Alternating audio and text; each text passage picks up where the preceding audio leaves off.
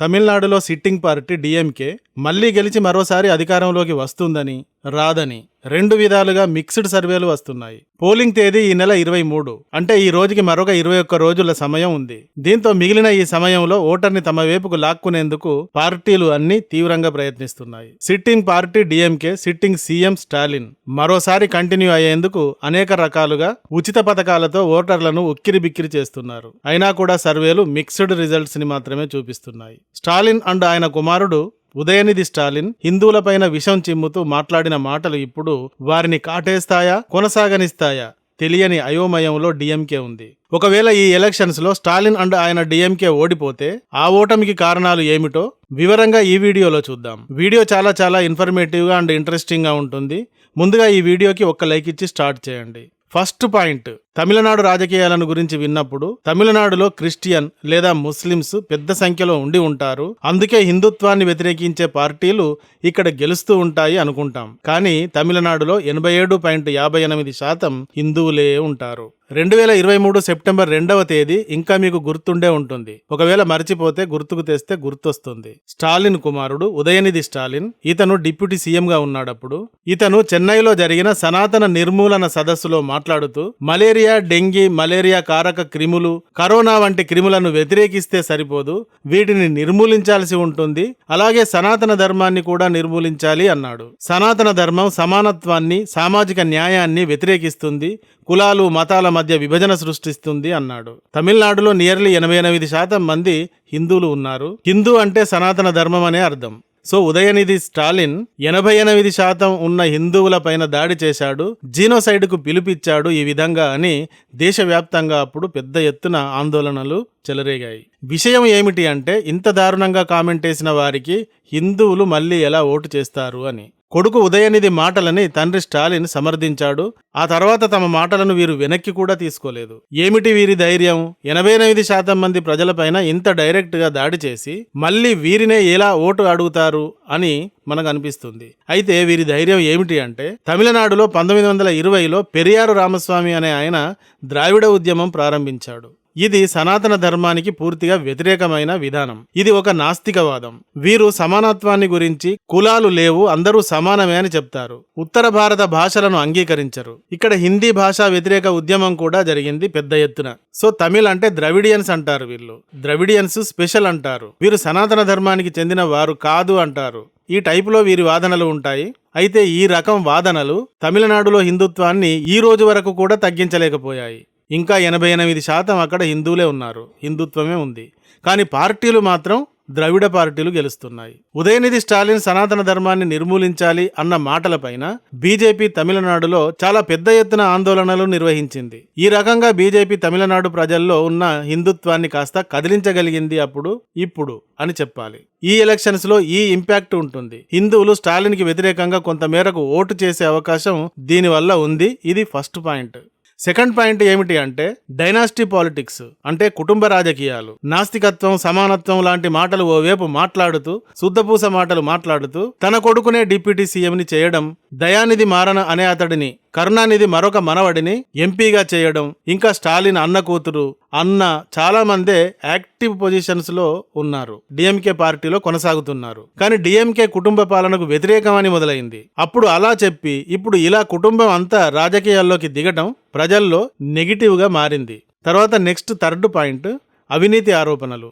DMK minister Senthil Balaji అనే ఈయన పైన ఈడీ అండ్ సిబిఐలు రైడ్స్ జరిపాయి, అరెస్ట్ కూడా అయ్యాడు. క్యాష్ ఫర్ జాబ్ స్కామ్ అనే ఆరోపణలు ఈయన పైన వచ్చాయి. అంటే ఉద్యోగాలను డబ్బులకు అమ్ముకున్నాడు అని. ఇది డిఎంకేకి చాలా తీవ్రమైన ఎఫెక్ట్ ని ఇచ్చే పాయింట్. కేఎం నెహ్రూ, కె పొన్నుడి అనే డిఎంకే మినిస్టర్ పైన కూడా పెద్ద ఎత్తున అవినీతి ఆరోపణలు వచ్చాయి.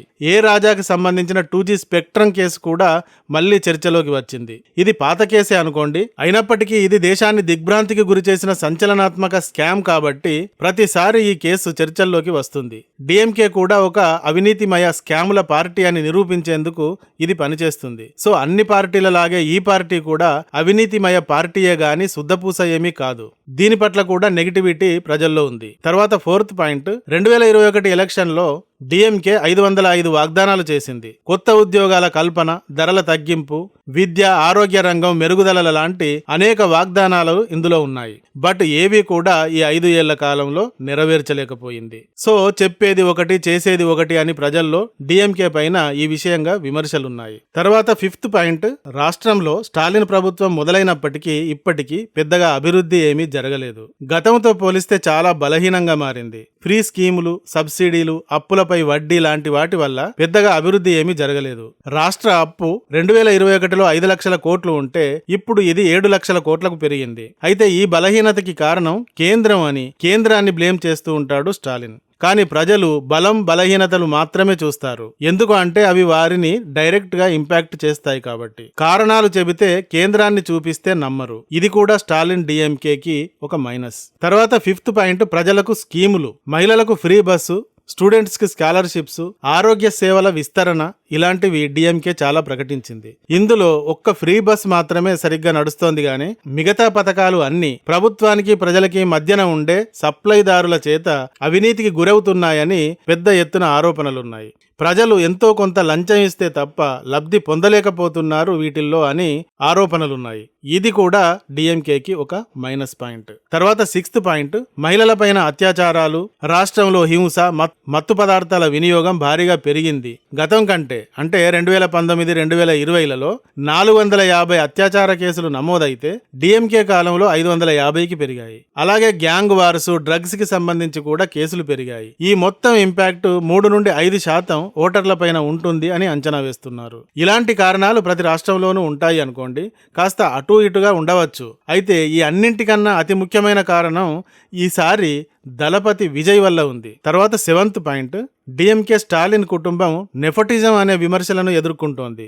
యూత్ ఈ విషయం పట్ల తీవ్రంగా నెగటివ్ గా ఉన్నారు. ఈ సమయంలో టీవీకే అన్న పేరుతో హీరో విజయ్ కొత్త పార్టీ పెట్టడం, విజయ్ కి హీరో రజనీకాంత్ తర్వాత అంత పెద్ద ఫ్యాన్ ఫాలోయింగ్ ఉన్న కారణంగా యూత్ ఎక్కువగా విజయ్ వైపు వస్తున్నారు. ఈ ఎలక్షన్స్ లో విజయ్ టీవీకే పార్టీ 8 నుండి 10 సీట్లు గెలుచుకుంటుంది అని అంచనా వేస్తున్నారు. మిగతా ప్రాంతాలలో ఈ పార్టీ డిఎంకే ఓటు బ్యాంకుని స్ప్లిట్ చేస్తుంది. సో విజయ్ రూపంలో డిఎంకేకి ఈసారి చెక్ పడనుంది. తర్వాత 8th point, AIADMK and BJP alliance గా పోటీ చేయడం. ఏఐడిఎంకేకి తమిళనాడులో ట్రెడిషనల్ ఓటు బ్యాంక్ ఉంటుంది. అంటే ఎంజీఆర్, జయలలితల లాంటి దిగ్గజాలు పాలించిన పార్టీ కాబట్టి వీరికి ట్రెడిషనల్ ఓటు బ్యాంకు ఉంటుంది. ఇక బీజేపీకి హిందూ ఓటర్సు, స్టాలిన్, ఉదయనిధి స్టాలిన్లు హిందుత్వ వ్యతిరేక ప్రసంగాలకు ఫీల్ అయిన హిందూ ఓటర్లు అండ్ అర్బన్ ఓటర్సు, ఇంకా ఈ మధ్య కాలంలో మోడీ గారి ఇమేజ్ వల్ల వచ్చిన కొత్త ఓటర్సు అంతా కలిపి వీరి అలయన్స్ కి 45% ఓట్ షేర్ అయ్యే అవకాశం ఉందని అంచనా. తర్వాత 9th పాయింట్, తమిళనాడులో డిఎంకే ఇప్పటి వరకు వరుసగా 2 సార్లు ఎప్పుడూ గెలవలేదు.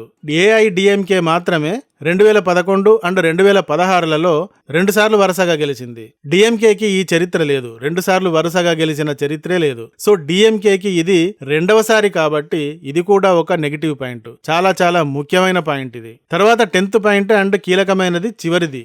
ఏమిటి అంటే 5 ఏళ్లు ఆల్రెడీ రూల్ చేసిన పార్టీ దేనికైనా నెగిటివిటీ వస్తుంది. దీనిని యాంటీ ఇన్కంబెన్సీ అంటారు. ఫర్ ఎగ్జాంపుల్, ప్రజలకు పెట్రోల్, గ్యాస్, డైలీ ఖర్చులు పెరగడం పట్ల ఓటర్స్ 4% నెగిటివ్ గా మారుతారు. ఉద్యోగాలు కల్పిస్తామని కల్పించలేకపోవడం, దీని పట్ల ప్రజలు 3 నుండి 5% నెగిటివ్ గా మారుతారు. నీరు, రోడ్లు, మున్సిపాలిటీకి సంబంధించిన ఇష్యూస్ ఇలాంటి వాటి పట్ల 2 నుండి 4% నెగిటివ్ గా మారుతారు ప్రజలంతా.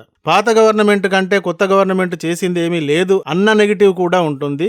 ఇలాంటి వారు 2 నుండి 3% మంది ఉంటారు. ఈ పర్సెంటేజ్ల్లో వీరు వ్యతిరేకంగా ఓటు చేస్తారు అని అంచనా. ఇలాంటివన్నీ కలిపి ఇన్కంబెన్సీ అంటారు.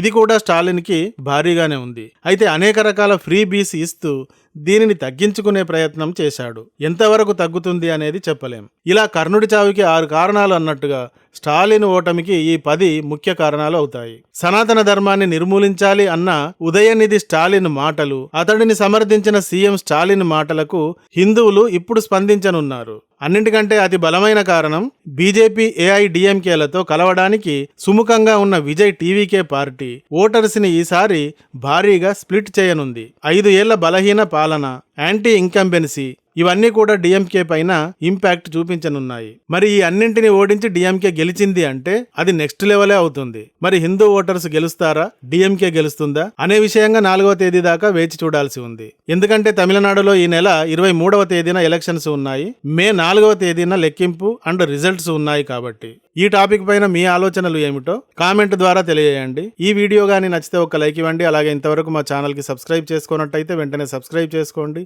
ఇలాంటి వీడియోల నోటిఫికేషన్స్ కొరకు బెల్ ఐకాన్ని కూడా క్లిక్ చేయండి. Thank you for watching. జై హింద్, జై భారత్.